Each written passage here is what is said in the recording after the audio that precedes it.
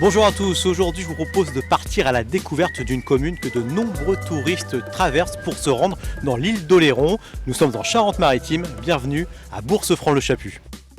Il y a une chose que les touristes voient forcément quand ils empruntent le viaduc ici, c'est le fort Louvois.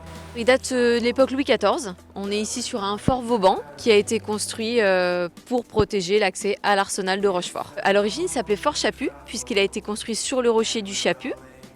Et par la suite, il a été rebaptisé Fort Louvois, puisque le marquis de Louvois, c'était le ministre de la guerre de Louis XIV, et c'est lui qui a commandité la construction de ce fort. La grande spécificité, c'est qu'on peut y accéder en fonction des marées, soit à pied à marée basse.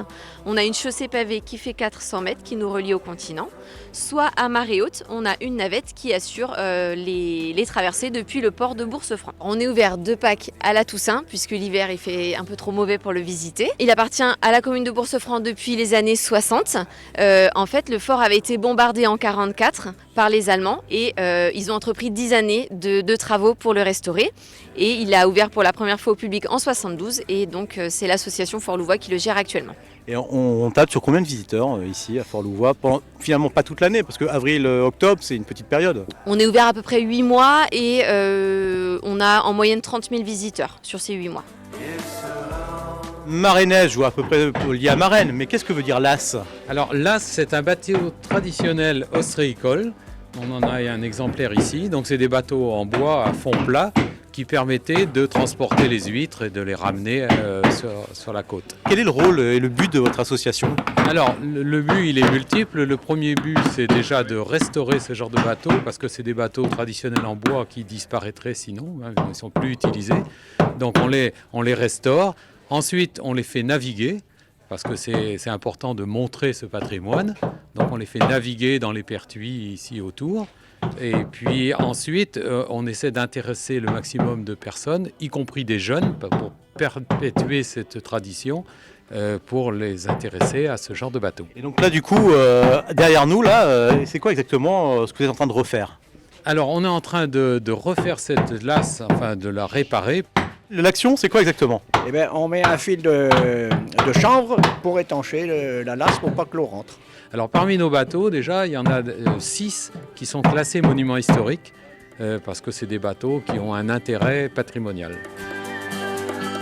Le premier employeur de la ville, c'est le monde de l'ostréiculture. Alors il fallait qu'on se rende dans une des nombreuses cabanes que compte la ville.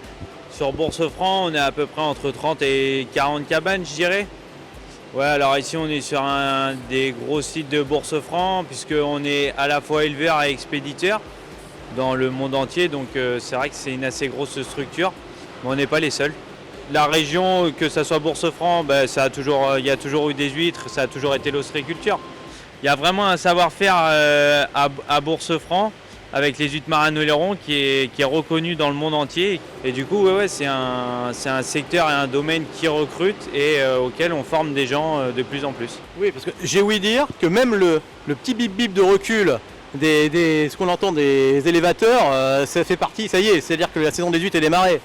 Ouais, bon, je crois que ça ne plaît pas à certains de nos voisins qui sont quand même assez loin, mais oui, c'est vrai que quand on entend les bip-bip ou les tracteurs de bon matin, on sait que la saison de Noël approche et que ça va être bientôt le grand rush. Et donc justement, là, on le voit, c'est que vous êtes quand même jeune et l'entreprise où vous êtes a été reprise par les petits-enfants du créateur, donc c'est la 3e génération. Est-ce qu'il y a une sorte de dynamisme qui se fait autour de l'huître? Ouais, oui, c'est sûr. Après, les patrons sont jeunes et quand on reprend une entreprise, on a envie d'avoir une équipe dynamique et puis de jeunes. Donc il y a toujours ce qu'on peut appeler les anciens qui étaient déjà là avant, du papa ou autre qu'on garde, qui ont l'expérience. Et puis les petits jeunes qui prennent la relève. C'est un métier passion. J'espère que cette découverte au grand air de Bourse-Franc-le-Chaput en Charente-Maritime vous a plu. On se retrouve prochainement pour d'autres découvertes en Nouvelle-Aquitaine. À bientôt.